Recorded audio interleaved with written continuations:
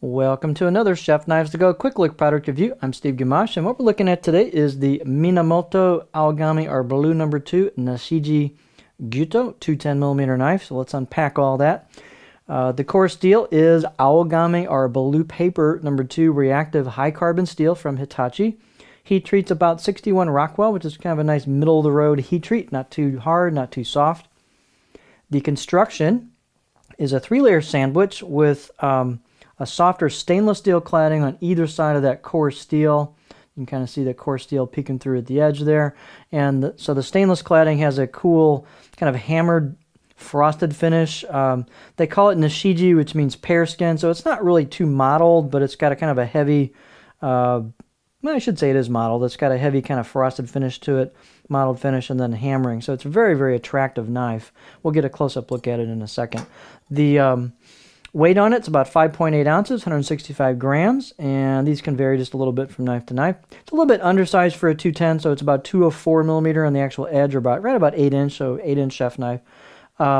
The overall length about 12.9 inches, and these are pretty thin. The spine thickness coming out of the bolster is about 1.9 millimeters. Just under 2. I pretty much just hold that. It doesn't have a lot of distal taper, but you can see the very tip gets pretty thin, so the tip does nicely through ingredients, through product. Height-wise, about 45.6 millimeters at the back of the blade, so it's got a little bit of height to it. The handle, nothing fancy. It's a stabilized, resin-stabilized wood called black paca wood, and the handle they keep kind of light by doing a partial tang, so the tang comes back on the handle, and then is a partial tang inside there, and the bottom is just wood.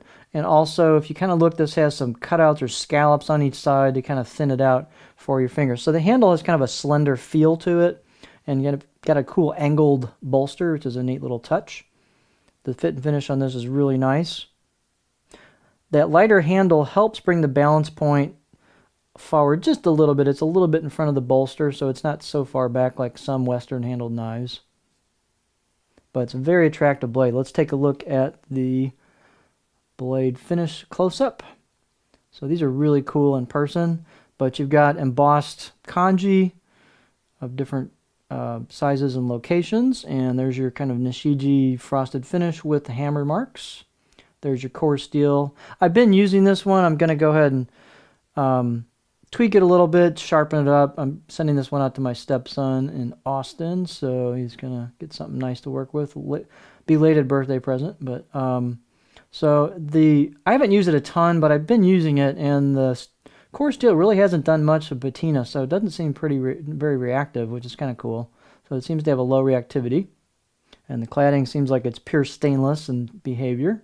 It's just a nice looking blade. So fit and finish, my only issue might be there's a little bit of a sharp edge on the spine, so if you wanted to, you could sand the corners of that spine down a little bit and relieve that. And there's a little bit sharp at the heel, in the back of the blade, what's known as the choil.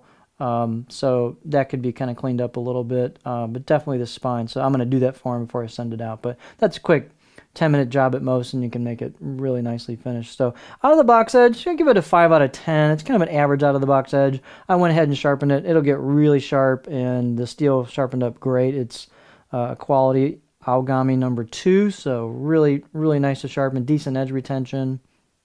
Let's look at it on the cutting board. So here's our cutting board profile. The tip's fairly high, so you got a fairly aggressive belly towards the tip. Not much flat. You can see it pretty much just rolls right into a heel area at the very back of the heel. So not a lot of flat on this one.